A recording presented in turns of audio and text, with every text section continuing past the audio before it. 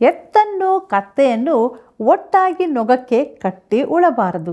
ಹಾಗೆಯೇ ಒಬ್ಬ ದೇವರ ಮಗನು ಸೈತಾನನ ಮಗನು ತಮ್ಮ ಜೀವಿತದ ಗುರಿಗಳಲ್ಲಿ ಒಟ್ಟಾಗಿ ಸೇರಿಕೊಳ್ಳಬಾರದು.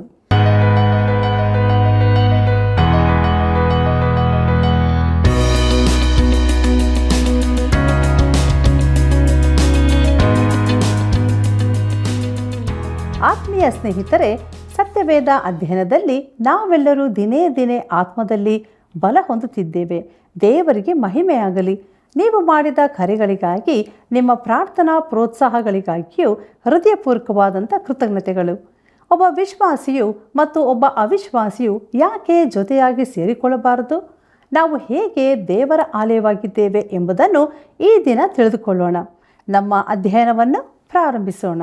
ಕರ್ತನಲ್ಲಿ ಪ್ರೀತಿಯುಳ್ಳ ಸಹೋದರ ಸಹೋದರಿಯರೇ, ಮನೆ ಕಟ್ಟುವವರು ಬೇಡವೆಂದು ಬಿಟ್ಟ ಕಲ್ಲೇ ಮುಖ್ಯವಾದ ಮೂಲೆಗಲ್ಲಾಯಿತು ಎಂಬುದಾಗಿ ಹೇಳಿದಂಥ ನಮ್ಮ ರಕ್ಷಕನಾದ ಯೇಸು ಕ್ರಿಸ್ತನ ಅತೀ ಪರಿಶುದ್ಧವುಳ್ಳ ನಾಮದಲ್ಲಿ ನಿಮ್ಮೆಲ್ಲರಿಗೂ ನನ್ನ ಹೃದಯಪೂರ್ವಕವಾದ ಪ್ರೀತಿಯ ವಂದನೆಗಳು. ಪ್ರೀತಿಯುಳ್ಳ ದೇವಜನರೇ, ನಮ್ಮ ಇಂದಿನ ಅಧ್ಯಯನದಲ್ಲಿ ಸತ್ಯವೇದದ ಪ್ರಾಮುಖ್ಯ ಭಾಗ ಒಂದನ್ನು ನಾವು ಈಗ ನೋಡಲಿದ್ದೇವೆ. ಈ ಭಾಗವು ಹೆಚ್ಚಾಗಿ ತಪ್ಪಾಗಿ ತಿಳಿಸಲ್ಪಟ್ಟಿದೆ, ಅಂದರೆ ತಪ್ಪಾಗಿ ಅರ್ಥೈಸಲ್ಪಟ್ಟಿದೆ. ಕೆಲವರು ಇದನ್ನು ಬಹಳ ಕಠಿಣವಾಗಿ ಅರ್ಥೈಸಿ ಪ್ರೀತಿರಹಿತವನ್ನಾಗಿ ಮಾಡಿದ್ದಾರೆ. ಆದರೆ ಪೌಲನು ಇಲ್ಲಿ ಹೇಳುವ ಮಾತುಗಳು ಕೊರಿಂಥದ ವಿಶ್ವಾಸಿಗಳಿಗಾಗಿ ಅತಿಯಾದ ಚಿಂತೆಯಿಂದ ಕೂಡಿದವನ ಹೃದಯದಿಂದ ಬಂದಿದ್ದಾಗಿದೆ. ಕೊರಿಂಥದವರಿಗೆ ಬರೆದ 2ನೇ ಪತ್ರಿಕೆ 6ನೇ ಅಧ್ಯಾಯ 14ನೇ ವಚನ ಹೀಗೆ ಹೇಳುತ್ತದೆ: ನೀವು ಕ್ರಿಸ್ತ ನಂಬಿಕೆ ಇಲ್ಲದವರೊಂದಿಗೆ ಸೇರಿ ಇಜ್ಜೋಡಾಗಬೇಡಿರಿ, ಧರ್ಮಕ್ಕೂ ಅಧರ್ಮಕ್ಕೂ ಜೊತೆಯೇನು ಎಂಬುದಾಗಿ. ಪ್ರೀತಿಯುಳ್ಳ ದೇವಜನರೇ, ವಿಗ್ರಹ ಆರಾಧನೆಯಿಂದ ಸಂಪೂರ್ಣವಾಗಿ ಬೇರ್ಪಡಿಸಿಕೊಳ್ಳಬೇಕೆಂದು ಪೌಲನು ಕೊರಿಂಥದ ವಿಶ್ವಾಸಿಗಳನ್ನು ಕೇಳಿಕೊಳ್ಳುತ್ತಾನೆ. ಮಾಂಸಭಾವದ ಪಾಪಗಳಿಗೆ ಅವರು ತಮ್ಮನ್ನು ದೂರವಿರಿಸಿಕೊಳ್ಳಬೇಕು. ಈ ಲೋಕದಲ್ಲಿ ತುಂಬಿರುವ ಲೌಕಿಕತೆಯಿಂದ ಅವರು ಪ್ರತ್ಯೇಕವಾಗಿರಬೇಕು. ಈ ದಿನಗಳಲ್ಲಿ ನಾವು ಪ್ರತ್ಯೇಕಿಸಲ್ಪಟ್ಟ ವಿಶ್ವಾಸಿಗಳು ಎಂಬ ಮಾತನ್ನು ಕೇಳುತ್ತೇವೆ. ಅನೇಕರು ತಮ್ಮನ್ನು ಪ್ರತ್ಯೇಕಿಸಲ್ಪಟ್ಟ ವಿಶ್ವಾಸಿಗಳೆಂದು ಕರೆಸಿಕೊಳ್ಳುತ್ತಾರೆ, ಆದರೆ ಅವರು ಸಂಪೂರ್ಣ ಲೌಕಿಕರಾಗಿ ಇರುತ್ತಾರೆ. ಪ್ರಿಯರೇ, ಹಳೆ ಒಡಂಬಡಿಕೆಯಲ್ಲಿ ಚೆನ್ನಾಗಿ ಕೃಷಿ ಕಾರ್ಯದಲ್ಲಿ ತೊಡಗಿದ ತನ್ನ ಜನರಿಗೆ ದೇವರು ಮೋಶೆಯ ಧರ್ಮಶಾಸ್ತ್ರದ ಅಡಿಯಲ್ಲಿ ನ್ಯಾಯವಿಧಿಗಳನ್ನು ಕೊಟ್ಟನು. ನೊಗಕ್ಕೆ ಎತ್ತನ್ನೂ ಕತ್ತೆಯನ್ನು ಒಟ್ಟಾಗಿ ಕಟ್ಟಬಾರದು ಎಂದು ಹೇಳಿದನು. ಅದು ಅಸಮಾನವಾದ ಪ್ರಾಣಿಗಳನ್ನು ಒಟ್ಟಾಗಿ ನೊಗಕ್ಕೆ ಕಟ್ಟಿದಂತಾಯಿತು. ಪ್ರಿಯರೇ, ಒಂದು ಶುದ್ಧ ಪ್ರಾಣಿ, ಇನ್ನೊಂದು ಅಶುದ್ಧ ಪ್ರಾಣಿ. ಇಲ್ಲಿ ದೇವರು ವಿಶ್ವಾಸಿಗಳ ಸಂಗಡ ಮಾತನಾಡಿ ವಿಶ್ವಾಸಿಯು ಅವಿಶ್ವಾಸಿಯ ಜೊತೆಯಲ್ಲಿ ಒಟ್ಟಾಗಿ ಜೋಡಿಸಲ್ಪಡಬಾರದು ಎಂದು ಹೇಳಿದ್ದಾನೆ. ಜನರು ನೊಗಕ್ಕೆ ಒಟ್ಟಾಗಿ ಕಟ್ಟಲ್ಪಡುವುದು ಹೇಗೆ? ನಿಜವಾದ ಕಟ್ಟುವಿಕೆ ಯಾವುದರ ಮೂಲಕ? ಅದು ವ್ಯವಹಾರದ ಪಾಲುಗಾರಿಕೆ ಆಗಬಹುದು, ವ್ಯಾಪಾರದಲ್ಲಿರಬಹುದು, ವಿವಾಹ ಸಂಬಂಧದಲ್ಲಿರಬಹುದು, ಇಲ್ಲವೇ ದೀರ್ಘಕಾಲದ ವ್ಯವಸ್ಥೆಯಾಗಿರಬಹುದು. ಮದುವೆಯ ಸಂಬಂಧ ನಿಜವಾಗಿ ನೊಗಕ್ಕೆ ಹೆಗಲು ಕೊಟ್ಟಂತೆಯೇ. ಒಬ್ಬ ವಿಶ್ವಾಸಿಯು ಅವಿಶ್ವಾಸಿಯು ವಿವಾಹವಾಗಕೂಡದು. ಅಶುದ್ಧ ಪ್ರಾಣಿಯನ್ನು ಶುದ್ಧ ಪ್ರಾಣಿಯ ಜೊತೆ ನೊಗಕ್ಕೆ ಕಟ್ಟಿ ಉಳಬಾರದು. ಒಬ್ಬ ದೇವರ ಮಗನು ಸೈತಾನನ ಮಗನು ತಮ್ಮ ಜೀವಿತದ ಗುರಿಗಳಲ್ಲಿ ಒಟ್ಟಾಗಿ ಸೇರಿಕೊಳ್ಳಬಾರದು. ಪ್ರೀತಿಯುಳ್ಳ ದೇವಜನರೇ, ಇಂತಹ ಸಂಬಂಧಕ್ಕೆ ಒಂದು ಉದಾಹರಣೆ ಒಂದು ಸಂಸ್ಥೆಯೊಂದಿಗೆ ಗುರುತಿಸಿಕೊಳ್ಳುವುದು. ಒಬ್ಬನು ಸೆಮಿನರಿಯಲ್ಲಿ ಬೋಧಕನಾಗಿದ್ದು ಸತ್ಯವೇದದ ಶ್ರೇಷ್ಠ ಸತ್ಯಗಳನ್ನು ಹಿಡಿದಿರುವನಾಗಿದ್ದರೆ, ಆ ಸೆಮಿನರಿಯು ಉದಾರತೆಯ ಕಡೆಗೆ ವಾಲಿದರೆ ಅಂಥ ವ್ಯಕ್ತಿ ಆ ಸೆಮಿನರಿಯನ್ನು ಬಿಟ್ಟು ಹೊರಬರಬೇಕು. ಯಾಕಂದರೆ ಅವನು ಅಲ್ಲಿ ಸಂಬಳ ಪಡೆಯುತ್ತಿದ್ದು ಅವರ ಕೆಲಸದೊಂದಿಗೆ ಗುರುತಿಸಲ್ಪಡುತ್ತಾನೆ. ಅವನು ಅವರೊಂದಿಗೆ ನೇರವಾಗಿ ನಿಜವಾದ ಅರ್ಥದಲ್ಲಿ ಸೇರಿಕೊಂಡಿದ್ದಾನೆ. ಅವಿಶ್ವಾಸಿಗಳೊಂದಿಗೆ ಅಸಮಾನವಾಗಿ ಲೋಕಕ್ಕೆ ಹೆಗಲು ಕೊಟ್ಟಂತಾಗಿದೆ. ಪ್ರೀತಿಯುಳ್ಳ ದೇವಜನರೇ, ಒಂದು ವೇಳೆ ಒಬ್ಬ ಸುವಾರ್ತಿಕನು ಪಟ್ಟಣಕ್ಕೆ ಬಂದು ಅಲ್ಲಿ 1-2 ವಾರ ವಿಶೇಷ ಕೂಟಗಳನ್ನು ನಡೆಸಿದನೆಂದು ತಿಳಿಯೋಣ. ನೀವು ಒಪ್ಪಿಕೊಳ್ಳದ ಕೆಲವು ರೀತಿಗಳನ್ನು ಅವನು ಉಪಯೋಗಿಸಿದರೂ ಅವನು ಕ್ರಿಸ್ತನನ್ನು ಪ್ರಚುರಪಡಿಸುವುದರಿಂದಲೂ ದೇವರು ಅವನನ್ನು ಉಪಯೋಗಿಸುತ್ತಾ ಇರುವುದರಿಂದಲೂ ನೀನು ಅವನೊಂದಿಗೆ ಸೇರಿಕೊಳ್ಳಬಹುದೋ? ಪ್ರಿಯರೇ, ಪೌಲನು ಹೇಗೆ ಮಾಡಿದನೆಂಬುದನ್ನು ಗಮನಿಸಿರಿ. ಅವನು ಹೊಸ ಊರಿಗೆ ಹೋದಾಗ ಮೊದಲು ಅಲ್ಲಿನ ಸಭಾಮಂದಿರಕ್ಕೆ ಹೋಗುತ್ತಿದ್ದನು. ಯೇಸು ಕ್ರಿಸ್ತನಿಗೆ ಸಭಾಮಂದಿರದಲ್ಲಿ ಆದ ವಿರೋಧಕ್ಕಿಂತ ಹೆಚ್ಚಿನದು ಬೇರೆಲ್ಲಾದರೂ ಇತ್ತೋ? ಆದರೂ ಪೌಲನು ಮೊದಲು ಅಲ್ಲಿಗೆ ಹೋಗುತ್ತಿದ್ದನು. ನಾನು ಅದಕ್ಕಾಗಿ ಅವನನ್ನು ಖಂಡಿಸುತ್ತಿಲ್ಲ, ಯಾಕಂದರೆ ಹಾಗೆ ಮಾಡುವಂತೆ ದೇವರೇ ಅವನನ್ನು ನಡೆಸುತ್ತಾನೆ. ಆದರೆ ಪೌಲನು ಅಲ್ಲಿನ ಸಭಾಮಂದಿರದವರೊಂದಿಗೆ ಸೇರಿಕೊಂಡು ಅವರಲ್ಲಿನ ಒಬ್ಬ ರಬ್ಬಿಯಾಗಿ ಉಳಿದುಕೊಂಡಿದ್ದರೆ ಅದು ಇಜ್ಜೋಡುವಂತಹದ್ದು. ಪ್ರಿಯರೇ, ವಿವಾಹ ಸಂಬಂಧದ ರೀತಿಯ ಶಾಶ್ವತ ವ್ಯವಸ್ಥೆಯಲ್ಲಿ ಜೊತೆಯಾಗಿ ಸೇರಿಕೊಳ್ಳುವುದರ ಕುರಿತಾಗಿ ಪೌಲನು ಇಲ್ಲಿ ಮಾತನಾಡುತ್ತಿದ್ದಾನೆ. ವ್ಯವಹಾರದಲ್ಲಿನ ಪಾಲುಗಾರಿಕೆ, ವಿದ್ಯಾಸಂಸ್ಥೆಯ ಉದ್ಯೋಗ, ಸಭೆಯ ಸದಸ್ಯತ್ವ ಇವೆಲ್ಲ ಇಂಥ ರೀತಿಯದೇ. ಸುವಾರ್ಥ-ಕೂಟವೊಂದಕ್ಕೆ ಸಹಕಾರ ಕೊಡುವುದು ಇದರಲ್ಲಿ ಸೇರುವುದಿಲ್ಲ. ನಾನು ನನ್ನ ಸೇವೆಯನ್ನು ನಡೆಸುವ ರೀತಿಯಲ್ಲಿ ಅನೇಕರು ಮಾಡುವುದಿಲ್ಲ. ಕೆಲವರು ನನಗಿಂತಲೂ ಯಶಸ್ವಿಯಾಗುತ್ತಾರೆ. ಅವರ ವಿಧಾನ ಸರಿಯಾಗಬಹುದು, ನನ್ನದು ತಪ್ಪಾಗಿರಬಹುದು. ಆದರೆ ನನ್ನ ವಿಧಾನ ಸರಿ ಎಂದು ನಾನು ನಂಬಿ ಅದೇ ಮಾರ್ಗದಲ್ಲಿ ಮುಂದುವರಿಯುತ್ತಾ ಇದ್ದೇನೆ. ಆದರೆ ನಾನು ಸಾರುವ ಸುವಾರ್ತೆಯನ್ನೇ ಸಾರುವ, ಸತ್ಯವೇದವನ್ನು ದೇವರ ವಾಕ್ಯವೆಂದು ನಂಬುವ, ಆದರೆ ಕಾರ್ಯವಿಧಾನ ಮಾತ್ರ ನನ್ನದಕ್ಕಿಂತ ಸ್ವಲ್ಪ ಬೇರೆಯಾಗಿರುವ ಅವರೊಂದಿಗೆ ಅನ್ಯೋನ್ಯತೆಯಲ್ಲಿರುವುದಕ್ಕೆ ಇದು ಅಡ್ಡಿಯಾಗಿರುವುದಿಲ್ಲ. ಪೌಲನು ವಿಶ್ವಾಸಿಗಳ ಸಂಗಡ ಸೇರಿಕೊಳ್ಳುವ ವಿಚಾರ ಮಾತನಾಡುತ್ತಾನೆ. ಮುಂದಿನ ವಚನದಲ್ಲಿ ಇದನ್ನು ಸ್ಪಷ್ಟಪಡಿಸುತ್ತಾನೆ. ಕೊರಿಂಥದವರಿಗೆ ಬರೆದ 2ನೇ ಪತ್ರಿಕೆ 6ನೇ ಅಧ್ಯಾಯ 15ನೇ ವಚನವನ್ನು ಗಮನಿಸಿರಿ. ಅಲ್ಲಿ ಹೀಗೆ ಬರೆದದೆ: ಬೆಳಕಿಗೂ ಕತ್ತಲೆಗೂ ಐಕ್ಯವೇನು? ಕ್ರಿಸ್ತನಿಗೂ ಸೈತಾನನಿಗೂ ಒಡನಾಟವೇನು? ನಂಬುವವನಿಗೂ ನಂಬದೇ ಇರುವವನಿಗೂ ಪಾಲುಗಾರಿಕೆಯೇನು ಎಂಬುದಾಗಿ. ಪ್ರೀತಿಯುಳ್ಳ ದೇವಜನರೇ, ನನಗೆ ಖಂಡಿತವಾಗಿಯೂ ಅಂಥವರೊಂದಿಗೆ ಪಾಲು ಇಲ್ಲ. ನಾನು ಯಾವುದರಲ್ಲೂ ಅವರೊಂದಿಗೆ ಶಾಶ್ವತವಾಗಿ ಸೇರಿಕೊಂಡಿಲ್ಲ. ನೀವು ಸೇರಿಕೊಂಡಿಲ್ಲವೆಂದು ನಂಬುತ್ತೇನೆ. ಆದರೆ ನಮ್ಮ ವಿಧಾನಗಳಿಗಿಂತ ಸ್ವಲ್ಪ ಬೇರೆ ರೀತಿ ಕೆಲಸ ಮಾಡುವ ಇತರ ವಿಶ್ವಾಸಿಗಳ ಸಂಗಡದ ಸಂಬಂಧಕ್ಕೆ ಇದನ್ನು ಹೋಲಿಸದಿರೋಣ. ಕೊರಿಂಥದವರಿಗೆ ಬರೆದ 2ನೇ ಪತ್ರಿಕೆ 6ನೇ ಅಧ್ಯಾಯ 16ನೇ ವಚನ ಹೀಗೆ ಹೇಳುತ್ತದೆ: ದೇವರ ಮಂದಿರಕ್ಕೂ ವಿಗ್ರಹಗಳಿಗೂ ಒಪ್ಪಿಗೆಯೇನು? ನಾವು ಜೀವಸ್ವರೂಪನಾದ ದೇವರ ಮಂದಿರವಾಗಿದ್ದೇವಲ್ಲ. ಇದರ ಸಂಬಂಧವಾಗಿ ದೇವರು, ನಾನು ಅವರಲ್ಲಿ ವಾಸಿಸುತ್ತಾ ತಿರುಗಾಡುವೆನು, ನಾನು ಅವರಿಗೆ ದೇವರಾಗಿರುವೆನು, ಅವರು ನನಗೆ ಪ್ರಜೆಯಾಗಿರುವರು ಎಂಬುದಾಗಿ.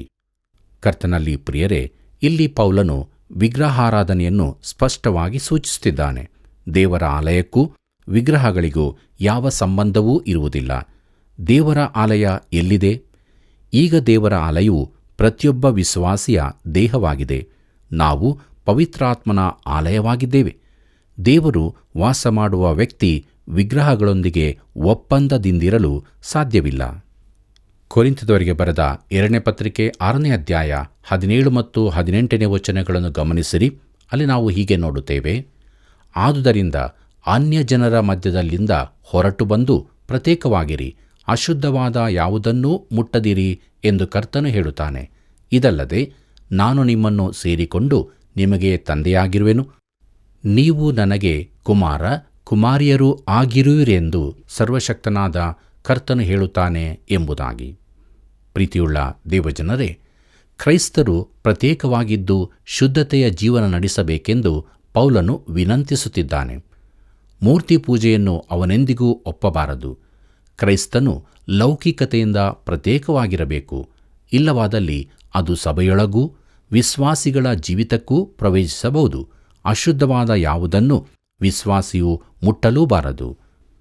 ಕರ್ತನಲ್ಲಿ ಪ್ರಿಯರೇ, ಯೆಹೋಶುವನ ಪುಸ್ತಕದಲ್ಲಿ ಅವನು ಇಸ್ರಾಯೇಲ್ಯರು ನಂಬಿಕೆಯಿಂದ ಬಲವಾದ ಯೆರಿಕೋ ಕೋಟೆಯನ್ನು ವಶಪಡಿಸಿದರೆಂಬುದರ ಕುರಿತು ಓದುತ್ತೇವೆ. ಆದರೆ ಆಕಾನನು ನಿಷಿದ್ಧವಾಗಿದ್ದ ವಸ್ತುಗಳನ್ನು ತೆಗೆದುಕೊಂಡನು. ದೇವರು ಅಶುದ್ಧವೆಂದು ಹೇಳಿದ್ದನ್ನೇ ಇಸ್ರಾಯೇಲ್ಯರು ಮುಟ್ಟಿದರು. ಬಳಿಕ ಚಿಕ್ಕ ಊರಾದ ಆಯಿಗೆ ಹೋದರು. ತಮಗೆ ಅಲ್ಲಿ ಸುಲಭವಾಗಿ ಜಯ ಸಿಗುವುದೆಂದು ನೆನೆಸಿದರು. ಆದರೆ ಸೋತು ಹೋದರು. ನೀವು ಲೌಕಿಕತೆಯಿಂದಲೂ ಅಶುದ್ಧ ವಸ್ತುಗಳಿಂದಲೂ ದೂರವಿರಬೇಕೆಂದು ದೇವರು ಹೇಳುತ್ತಾನೆ. ಪ್ರೀತಿಯುಳ್ಳ ಸಹೋದರ ಸಹೋದರಿಯರೇ, ಕ್ರೈಸ್ತರಲ್ಲಿ ಅನೇಕರು ತಾವು ಪ್ರತ್ಯೇಕವಾಗಿದ್ದೇವೆ ಎಂದು ನೆನೆಸುತ್ತಾರೆ. ಅವರು ಎಲ್ಲವನ್ನು ಮಾಡಲು ಹೋಗುವುದಿಲ್ಲ. ಆದರೂ ಹರಟೆ ಮಾತಾಡಿ ಇತರರ ಕುರಿತು ಕೀಳು ಭಾಷೆಯಲ್ಲಿ ಟೀಕಿಸುತ್ತಾರೆ. ಇದು ಲೌಕಿಕತೆ ಹಾಗೂ ಅಶುದ್ಧವಾದದೆಂದು ಅವರು ತಿಳಿದುಕೊಳ್ಳುವುದಿಲ್ಲ. ಆಧುನಿಕ ಉಡುಪು ಧರಿಸಿಕೊಳ್ಳಲು, ಹೊಟ್ಟೆ ಬಾಕತನದಿಂದಿರಲು ಒಪ್ಪುತ್ತಾರೆ. ಆದರೂ ತಾವು ಲೌಕಿಕತೆಯಿಂದ ಪ್ರತ್ಯೇಕವಾಗಿದ್ದೇವೆಂದು ಭಾವಿಸುತ್ತಾರೆ. ಪ್ರೀತಿಯುಳ್ಳ ಸಹೋದರ ಸಹೋದರಿಯರೇ, ನಾನು ತೀರ್ಪು ಮಾಡುವವನಲ್ಲ. ನಾವು ಪರಸ್ಪರ ತೀರ್ಪು ಮಾಡುವವರಾಗಿರಬಾರದು. ಆದರೂ ನಾನು ಈ ಸಂಗತಿಗಳನ್ನು ಹೇಳಲೇಬೇಕು. ಯಾಕೆಂದರೆ ನಾವು ಎಚ್ಚರವಾಗಿರಬೇಕೆಂದು ದೇವರ ವಿಷಯಗಳ ಕುರಿತು ಮಾತನಾಡುವುದು, ಕರ್ತನಾದ ಯೇಸುವನ್ನು ರಕ್ಷಕನೆಂದು ಹೇಳಿಕೊಳ್ಳುವುದು, ನಾವು ಆತನನ್ನು ಪ್ರೀತಿಸುತ್ತೇವೆ ಎಂದು ಹೇಳುವುದು, ಆತನಿಗಾಗಿ ನಾವು ಪ್ರತ್ಯೇಕಿಸಲ್ಪಟ್ಟಿದ್ದೇವೆ ಎಂದು ನೆನೆಸುವುದು, ಆದರೆ ನಿಜದಲ್ಲಿ ಪ್ರತ್ಯೇಕವಾಗಿ ಇಲ್ಲದಿರುವುದು, ಇದೆಲ್ಲವೂ ಸುಲಭವಾದ ಸಂಗತಿಗಳಾಗಿವೆ. ಪ್ರೀತಿಯುಳ್ಳ ಸಹೋದರ ಸಹೋದರಿಯರೇ, ದೇವಸೇವಕರಾದ ವರ್ಣನ್ ಅವರು ಸೇವೆಗೆ ಹೋಗಲು ತೀರ್ಮಾನಿಸಿದಾಗ ಅವರು ಕೆಲಸ ಮಾಡುತ್ತಿದ್ದ ಬ್ಯಾಂಕಿನ ಉಪಾಧ್ಯಕ್ಷರು ಅವರನ್ನು ತನ್ನ ಕಚೇರಿಗೆ ಕರೆದರು. ಅವರು ದೇವರಿಲ್ಲದ ಮನುಷ್ಯ. ಅವರು ಸೇವಕರು ಕೇಳಿರದ ರೀತಿಯಲ್ಲಿ ದೇವದೂಷಣೆ ಮಾಡುತ್ತಿದ್ದರು. ಸೇವಕರು ಸೇವೆಗೆ ತರಬೇತಿ ಹೊಂದುವುದಕ್ಕಾಗಿ ಕೆಲಸ ಬಿಡುತ್ತೇನೆ ಎಂದು ಹೇಳಿದಾಗ ಅವರು ಸ್ವಲ್ಪ ಭಾವಾವಶರಾದರು. ಅವರು ಸೇವಕರನ್ನು ತನ್ನ ಮೇಜಿನ ಸಮೀಪಕ್ಕೆ ಕರೆದು ಹೇಳಿದರು, ವರ್ಣನ್, ನಾನು ನಿನಗೆ ಒಂದು ಕತೆ ಹೇಳಲಿಚ್ಛಿಸುತ್ತೇನೆ. ಬಳಿಕ ಅವರು ಹೇಳಿದರು, 1ನೇ ಮಹಾಯುದ್ಧದ ಸಮಯದಲ್ಲಿ ಅವರು ಬೇರೊಂದು ಬ್ಯಾಂಕಿನಲ್ಲಿ ಕೆಲಸ ಮಾಡುತ್ತಿದ್ದರು. ಅವರ ಜೊತೆಗೆ ಒಬ್ಬ ದೇವರನ್ನೇ ನಂಬದವನು ಕೆಲಸ ಮಾಡುತ್ತಿದ್ದನು. ಆದರೆ ಅವನು ದೇವಾಲಯವೊಂದರಲ್ಲಿ ಹಾಡುವವನಾಗಿದ್ದನು. ಈ ಉಪಾಧ್ಯಕ್ಷನು ಒಂದು ದಿನ ಆ ಸಭೆಗೆ ಹೋದರು. ಅಲ್ಲಿ ಆ ವ್ಯಕ್ತಿ ಹಾಡುತ್ತಿದ್ದನು. ಆ ಹಾಡು ಯೇಸು ತೃಪ್ತಿಪಡಿಸುತ್ತಾನೆ ಎಂಬುದಾಗಿತ್ತು. ಒಬ್ಬಾಕೆ ಅವನ ಜೊತೆ ಹೇಳಿದಳು, ಈ ಹಾಡು ಅದ್ಭುತವಾಗಿತ್ತಲ್ಲವೇ, ಅದು ಪರಲೋಕದಿಂದ ಬಂದಿತ್ತು ಎಂದು. ಆ ಹಾಡಿದವನ ಕುರಿತು ಅವರಿಗೆ ತಿಳಿದಿದ್ದರಿಂದ ಯೇಸು ಅವನಿಗೆ ತೃಪ್ತಿ ಕೊಡಲಿಲ್ಲವೆಂಬುದನ್ನು ತಿಳಿದಿದ್ದನು. ಒಂದು ದಿನ ಅದೇ ಸ್ತ್ರೀ ಬ್ಯಾಂಕಿಗೆ ವ್ಯವಹಾರಕ್ಕಾಗಿ ಬಂದಳು. ಆ ಹಾಡುಗಾರನು ನಗದು ವ್ಯವಹಾರದ ಕೆಲಸದಲ್ಲಿದ್ದು ತನ್ನ ಲೆಕ್ಕ ಸರಿ ಬಾರದೇ ಇದ್ದದಕ್ಕಾಗಿ ಒದ್ದಾಡುತ್ತಿದ್ದನು. ಅವನು ಆಗಾಗ ಎಲ್ಲರಿಗೂ ಕೇಳುವ ಭಾಷೆಯಲ್ಲಿ ದೇವದೂಷಣೆಯ ಮಾತುಗಳನ್ನು ಆಡುತ್ತಿದ್ದನು. ಆ ಮಹಿಳೆಗೆ ಆಶ್ಚರ್ಯವಾಯಿತು. ಬ್ಯಾಂಕಿನ ಈ ಅಧಿಕಾರಿಯೊಂದಿಗೆ ಅವನು ಯಾರು ಎಂದು ಕೇಳಿದಳು. ಆಗ ಆ ಅಧಿಕಾರಿ, ಭಾನುವಾರ ಹಾಡಿನ ಧ್ವನಿ ಕೇಳಿ ಅದು ಪರಲೋಕದಿಂದಲೇ ಬಂದದೆ ಎಂದು ಹೇಳಿದೆಯಲ್ಲ, ಇವನು ಅದೇ ವ್ಯಕ್ತಿ ಎಂದು ಹೇಳಿದರು. ಆ ಉಪಾಧ್ಯಕ್ಷನು ದೇವರನ್ನು ನಂಬದವನಾದ್ದರಿಂದ ಆ ನಾಮಧೇಯ ಕ್ರೈಸ್ತನು ಯೇಸು ತೃಪ್ತಿ ಕೊಡುತ್ತಾನೆ ಎಂದು ಹಾಡಿದ್ದು ಪೂರ್ತಿ ಸುಳ್ಳು ಎಂಬುದನ್ನು ತಿಳಿದುಕೊಂಡನು. ಆದರೂ ಅವನು ಆ ರೀತಿ ಹಾಡುತ್ತಿದ್ದನು. ಹಾಡಿದ ಆ ವ್ಯಕ್ತಿ ಅನೈತಿಕವಾಗಿದ್ದವನು, ಕುಡುಕನೂ ಕೆಟ್ಟ ಭಾಷೆಯವನೂ ಆಗಿದ್ದನೆಂದು ಆ ಉಪಾಧ್ಯಕ್ಷನಿಗೆ ತಿಳಿದಿತ್ತು. ಒಬ್ಬ ಕ್ರೈಸ್ತನು ಆ ರೀತಿ ಇರಬಾರದು ಎಂದು ಅವನು ತಿಳಿದಿದ್ದನು. ಇದರಿಂದ ಅವನು ತಿರಸ್ಕಾರ ಭಾವನೆ ಹೊಂದಿದ್ದನು. ಅವರು ಸೇವಕರನ್ನು ಮುಟ್ಟಿ ಹೇಳಿದರು, ವರ್ಣನ್, ನೀನು ನಿಜವಾಗಿ ನಂಬದಿದ್ದರೆ ಪ್ರಸಂಗಿಯಾಗಬೇಡ ಎಂದು. ಪ್ರೀತಿಯುಳ್ಳ ದೇವಜನರೇ, ದೇವರು ಹೇಳುತ್ತಿದ್ದಾನೆ, ಅನ್ಯಜನರ ಮಧ್ಯದಲ್ಲಿಂದ ಹೊರಟು ಬಂದು ಪ್ರತ್ಯೇಕವಾಗಿರಿ, ಅಶುದ್ಧವಾದದ್ದನ್ನು ಯಾವುದನ್ನೂ ಮುಟ್ಟದಿರಿ ಎಂದು. ನೀನು ನಿಜವಾಗಿ ನಂಬದಿದ್ದರೆ ಒಬ್ಬ ಕ್ರೈಸ್ತನಾಗಿರಬೇಡ. ಯೇಸು ನಿನಗೆ ಪೂರ್ತಿ ಸಂತೃಪ್ತಿ ನೀಡದಿದ್ದರೆ ಯೇಸು ಸಂತೃಪ್ತಿ ಕೊಡುತ್ತಾನೆ ಎಂದು ಹೇಳಬೇಡ. ಪೌಲನ ಮಾತಿನ ಅರ್ಥ ಇದೇ ಆಗಿದೆ. ಪ್ರೀತಿಯುಳ್ಳ ದೇವಜನರೇ, ಮುಂದೆ ಮಹಿಮೆಯ ವಾಗ್ದಾನವಿದೆ. ನಾನು ನಿಮ್ಮನ್ನು ಸೇರಿಸಿಕೊಂಡು ನಿಮಗೆ ತಂದೆಯಾಗಿರುವೆನು, ನೀವು ನನಗೆ ಕುಮಾರ ಕುಮಾರಿಯರು ಆಗಿರುವಿರಿ ಎಂದು ಸರ್ವಶಕ್ತನಾದ ಕರ್ತನು ಹೇಳುತ್ತಾನೆ ಎಂಬುದಾಗಿ ನೋಡುವಾಗ, ನೀವು ತಂದೆಗೆ ಮಹಿಮೆ ತರುವ ಮಕ್ಕಳಾಗುವಿರಿ. ಒಬ್ಬ ತಂದೆ ತನ್ನ ಮಗನ ಕಾಲೇಜಿಗೆ ಹೋಗುವ ಕುರಿತು ಹೇಳಿದರು. ಆ ಮಗನು ತಂದೆಯಿಂದ ಪ್ರತ್ಯೇಕವಾಗಿ ಜೀವಿಸುತ್ತಿದ್ದನು. ಆದರೆ ಅವನು ಇನ್ನೂ ಇವನಿಗೆ ಮಗನೇ ಆಗಿದ್ದನು. ತಂದೆ ನನಗೆ ಹೇಳಿದನು, ನಾನು ಅವನೊಂದಿಗೆ ಒಬ್ಬ ತಂದೆಯಂತೆ ವ್ಯವಹರಿಸಲಾಗುತ್ತಿಲ್ಲ, ಒಬ್ಬ ತಂದೆಯಂತೆ ಅವನ ಸಂಗಡ ಮಾತನಾಡಲಾಗುತ್ತಿಲ್ಲ ಎಂದು. ಪ್ರೀತಿಯುಳ್ಳ ಸ್ನೇಹಿತನೇ, ನೀನು ಯೇಸು ಕ್ರಿಸ್ತನಲ್ಲಿ ಒಬ್ಬ ವಿಶ್ವಾಸಿಯಾಗಿರುವುದಾದರೆ ದೇವರು ಯಾವಾಗಲೂ ನಿನ್ನ ತಂದೆಯಾಗಿರುತ್ತಾನೆ. ಅದನ್ನು ಮರೆಯಬೇಡ. ಆತನು ಹೇಳುವುದೇನೆಂದರೆ, ಆತನು ನಿನ್ನ ತಂದೆಯಾಗಿರಲು ಇಚ್ಛಿಸುತ್ತಾನೆ ಎಂದು. ನಿನ್ನನ್ನು ಮಗನೆಂದು ಒಪ್ಪಿಕೊಳ್ಳುತ್ತಾನೆ. ನೀನು ಲೋಕಕ್ಕೆ ತಿರುಗಿಕೊಳ್ಳುವುದಾದರೆ, ನುಡಿದಂತೆ ನಡೆಯದಿದ್ದರೆ, ಜೀವಿತದಲ್ಲಿ ಕಪಟತನದಿಂದಿದ್ದರೆ, ಆಗ ನೀನು ಒಂದು ವಿಚಾರ ಚೆನ್ನಾಗಿ ತಿಳಿದಿರಬೇಕು. ಅದೇನೆಂದರೆ, ದೇವರು ನಿನ್ನನ್ನು ಶಿಕ್ಷಿಸುತ್ತಾನೆ ಎಂದು. ಆದರೆ ದೇವರು ಯಾವಾಗಲೂ ನಿನ್ನನ್ನು ಶಿಕ್ಷಿಸುವುದಿಲ್ಲ. ಆದ್ದರಿಂದ ನೀನು ಹೊರಬಂದು ಪ್ರತ್ಯೇಕವಾಗಿರಬೇಕೆಂದು ಅಶುದ್ಧವಾದದ್ದನ್ನು ಮುಟ್ಟಬಾರದೆಂದು ಹೇಳುತ್ತಿದ್ದಾನೆ. ಕರ್ತನಲ್ಲಿ ಪ್ರೀತಿಯುಳ್ಳ ಸ್ನೇಹಿತನೇ, ಆಗ ನೀನು ನನ್ನೊಂದಿಗೆ ಮಗನಾಗಿ, ತಾನು ತಂದೆಯಾಗಿ ನಿಕಟ ಸಂಬಂಧದಲ್ಲಿ ಇರಬಹುದು ಎಂದು ದೇವರು ಹೇಳುತ್ತಾನೆ. ಎಂಥ ಒಳ್ಳೆ ದೇವರು ನಮ್ಮ ದೇವರು ಆಗಿದ್ದಾನೆ ಅಲ್ಲವೇ? ಪ್ರೀತಿಯುಳ್ಳ ದೇವಜನರೇ, ಮುಂದಕ್ಕೆ ನಾವು ಕೊರಿಂಥದವರಿಗೆ ಬರೆದಂಥ 2ನೇ ಪತ್ರಿಕೆಯ 7ನೇ ಅಧ್ಯಾಯದ ಧ್ಯಾನವನ್ನು ಮಾಡೋಣ. ಇದರ ಮುಖ್ಯ ಪ್ರಸ್ತಾಪ ಪೌಲನ ಹೃದಯದಲ್ಲಿ ದೇವರ ಸಂತೈಸುವಿಕೆ ಎಂಬುದಾಗಿದೆ. ಪ್ರೀತಿಯುಳ್ಳ ಸಹೋದರ ಸಹೋದರಿಯರೇ, ದೇವರ ಸಂತೈಸುವಿಕೆ ಕುರಿತಾದ ಅಧ್ಯಾಯಗಳಲ್ಲಿ ಇದು ಕೊನೆಯದು. ಇದು ಪೌಲನ ಹೃದಯದಲ್ಲಿ ಉಂಟಾಗುವ ಸಂತೈಸುವಿಕೆಯನ್ನು ಕುರಿತಾಗಿ ಇರುವುದರಿಂದ ವೈಯಕ್ತಿಕವಾದದ್ದು, ಅದ್ಭುತವಾದದ್ದು ಆಗಿದೆ. ಪ್ರಿಯರೇ, ಇದಕ್ಕೆ ಹಿನ್ನೆಲೆಯಾಗಿ ಕೊರಿಂಥದ ಸಭೆಯಲ್ಲಿ ಬಹು ಅನೈತಿಕವಾಗಿ ಜೀವಿಸುತ್ತಿದ್ದವನೊಬ್ಬನು ಇದ್ದನೆಂಬುದನ್ನು ನಾವು ನೆನಪಿನಲ್ಲಿಡಬೇಕು. ಅವನು ತನ್ನ ತಂದೆಯ ಹೆಂಡತಿಯೊಂದಿಗೆ ದೈಹಿಕ ಸಂಬಂಧವನ್ನು ಇರಿಸಿಕೊಂಡಿದ್ದನು. ಆ ಪರಿಸ್ಥಿತಿಯನ್ನು ಸಭೆ ಸರಿ ಮಾಡಿರಲಿಲ್ಲ. ಆದುದರಿಂದ ತನ್ನ ಮೊದಲ ಪತ್ರಿಕೆಯಲ್ಲಿ ಪೌಲನು ಅವರನ್ನು ಖಂಡಿಸಿದನು. ಅವರು ಅದನ್ನು ಸರಿಪಡಿಸಿಕೊಳ್ಳಬೇಕೆಂದು ಹೇಳಿದನು. ಈಗ ಪೌಲನು ಅವರಿಗೆ 2ನೇ ಪತ್ರಿಕೆಯನ್ನು ಬರೆಯುತ್ತಿರುವಾಗ ಅಷ್ಟರಾಗಲೇ ಅವನು ಆ ತಪ್ಪನ್ನು ಸರಿಪಡಿಸಿಕೊಂಡಿದ್ದು ಪಶ್ಚಾತ್ತಾಪಪಟ್ಟು ಅರಿಕೆ ಮಾಡಿದನು. ಸಭೆಯು ಅವನೊಂದಿಗೆ ಸರಿಯಾದ ರೀತಿಯಲ್ಲಿ ವ್ಯವಹರಿಸಿತು. ಪೌಲನ ಪತ್ರದಿಂದ ಸರಿಯಾದ ಪರಿಣಾಮವೇ ಉಂಟಾಯಿತು. ಆ ಮನುಷ್ಯನು ತನ್ನ ಪಾಪಕ್ಕಾಗಿ ದುಃಖಪಟ್ಟು ತಾನು ಇನ್ನು ಆ ಸಭೆಯ ಸದಸ್ಯನಾಗಿರಲು ತಕ್ಕವನಲ್ಲವೆಂದು ಹೇಳುತ್ತಿದ್ದಾನೆಂಬುದಾಗಿ ತೀತನು ವರದಿ ತಂದನು. ಪೌಲನು ಈ ಘಟನೆಯ ಕುರಿತು ಮಾತನಾಡುತ್ತಿದ್ದನು. ಕೊರಿಂಥದವರಿಗೆ ಬರೆದ 2ನೇ ಪತ್ರಿಕೆ 7ನೇ ಅಧ್ಯಾಯ 1ನೇ ವಚನವನ್ನು ಗಮನಿಸಿರಿ. ಅಲ್ಲಿ ನಾವು ಹೀಗೆ ನೋಡುತ್ತೇವೆ: ಪ್ರಿಯರೇ, ಈ ವಾಗ್ದಾನಗಳು ನಮಗಿರುವುದರಿಂದ ನಾವು ಶರೀರಾತ್ಮಗಳ ಕಲ್ಮಶವನ್ನು ತೊಲಗಿಸಿ ನಮ್ಮನ್ನು ಶುಚಿ ಮಾಡಿಕೊಂಡು ದೇವರ ಭಯದಿಂದ ಕೂಡಿದವರಾಗಿ ಪವಿತ್ರತ್ವವನ್ನು ಸಿದ್ಧಿಗೆ ತರುವುದಕ್ಕೆ ಪ್ರಯತ್ನಿಸೋಣ ಎಂಬುದಾಗಿ. ಪ್ರೀತಿಯುಳ್ಳ ದೇವಜನರೇ, ಅವನು ಯಾವ ವಾಗ್ದಾನಗಳ ಕುರಿತು ಮಾತನಾಡುತ್ತಿದ್ದಾನೆ? 6ನೇ ಅಧ್ಯಾಯದ ಕೊನೆಯ ವಚನದಲ್ಲಿನ ಮಾತುಗಳಿಗೆ ಸಂಬಂಧಿಸಿ. ನಾವು ದೇವರಿಗೆ ವಿಧೇಯರಾದರೆ ಆತನು ನಮಗೆ ನಿಜ ತಂದೆಯಾಗಿರುವನು ಮತ್ತು ನಾವು ಆತನ ನಿಜ ಮಕ್ಕಳಾಗಿರುವೆವು. ಆತನು ಆ ಸಂಬಂಧದ ರೀತಿಯಲ್ಲಿ ನಮ್ಮೊಂದಿಗೆ ವ್ಯವಹರಿಸುತ್ತಾನೆ. ನಾವು ಹೊರಬಂದು ಪ್ರತ್ಯೇಕವಾಗಿರದಿದ್ದರೆ ನಮ್ಮ ರಕ್ಷಣೆಯನ್ನು ಕಳಕೊಳ್ಳುವುದಿಲ್ಲ. ಆದರೆ ನಾವು ಶುದ್ಧ ಜೀವನ ನಡೆಸದಿದ್ದರೆ ದೇವರು ನಮ್ಮನ್ನು ಒಬ್ಬ ತಂದೆ ಮಕ್ಕಳನ್ನು ನಡೆಸುವಂತೆ ನಡೆಸಲಾಗುವುದಿಲ್ಲ. ದಾರಿ ತಪ್ಪಿದ ಮಗ ಹಾಗೂ ತಂದೆಯ ದೃಷ್ಟಾಂತದಲ್ಲಿ ತಂದೆ ಹೇಳಿದ್ದು, ನಾನು ಅವನೊಂದಿಗೆ ತಂದೆ ವರ್ತಿಸುವಂತೆ ವರ್ತಿಸ ಬಯಸುತ್ತೇನೆ, ಆದರೆ ಅದು ಆಗುವುದಿಲ್ಲ. ಅವನು ನನ್ನಿಂದ ದೂರ ಹೋಗಿದ್ದಾನೆ, ಕಷ್ಟದಲ್ಲಿ ತೊಂದರೆಯಲ್ಲಿದ್ದಾನೆ, ನನ್ನನ್ನು ಅವನು ಅಸಹಿಸುತ್ತಾನೆ. ನಾನು ಅವನಿಗೆ ತಂದೆಯಾಗಿರಲಾರೆ. ಅವನು ಆ ಹುಡುಗನ ನಿಜವಾದ ತಂದೆಯಾಗಿದ್ದರೂ ತಂದೆಯ ಹಾಗೆ ವರ್ತಿಸಲಾರನು. ಪ್ರಿಯರೇ, ನಮ್ಮಲ್ಲಿ ಅನೇಕರಿಗೆ ತಮಗೆ ಎಂಥ ಅದ್ಭುತವಾದ ತಂದೆ ಇದ್ದಾನೆಂಬುದರ ಅರಿವಿಲ್ಲ.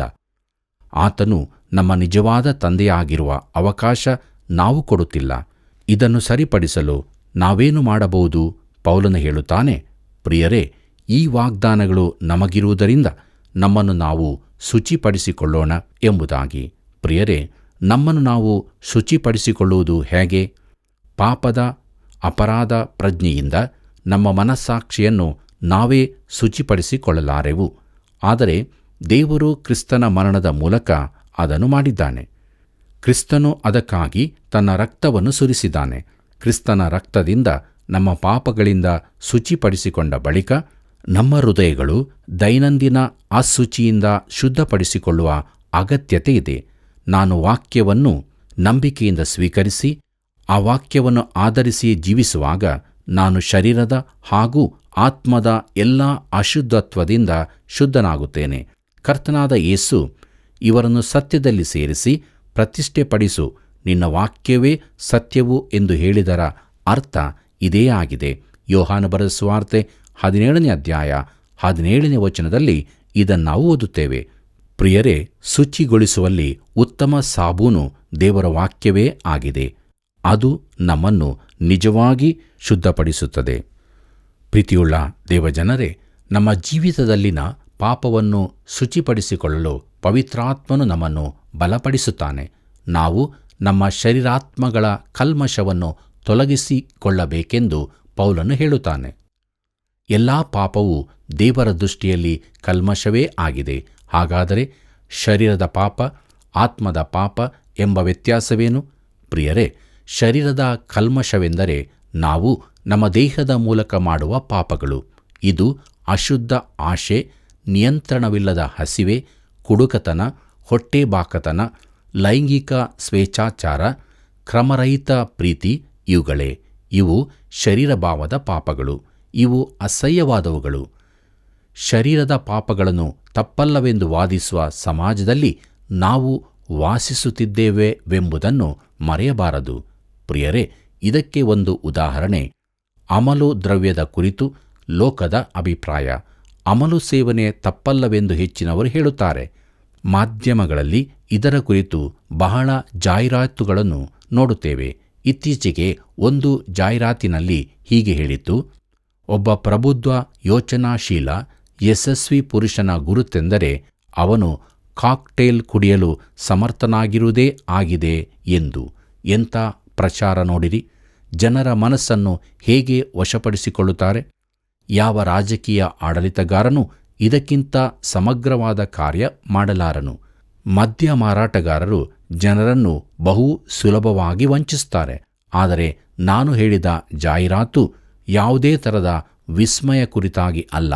ಅದು ಒಂದು ಅಮಲುಕೋರರ ಸಂಘಟನೆಯದು. ಮುಂದಕ್ಕೆ ಅಲ್ಲಿ ಹೇಳಿತು, ಕೆಲವರಿಗೆ ತಮ್ಮ ಮದ್ಯವನ್ನು ಹೇಗೆ ನಿಯಂತ್ರಿಸಿಕೊಳ್ಳಬೇಕೆಂಬುದೇ ತಿಳಿದಿರುವುದಿಲ್ಲ ಎಂಬುದಾಗಿ. ಇದು ಸತ್ಯವಿರಬಹುದು. ಲಕ್ಷಾಂತರ ಜನ ಇಂಥವರಿದ್ದಾರೆ. ಶರೀರದ ಪಾಪಕ್ಕೆ ಇದೊಂದು ಉದಾಹರಣೆ. ಪ್ರೀತಿಯುಳ್ಳ ದೇವಜನರೇ, ನಮ್ಮನ್ನು ನಾವು ಪರೀಕ್ಷಿಸಿಕೊಳ್ಳೋಣವೇ?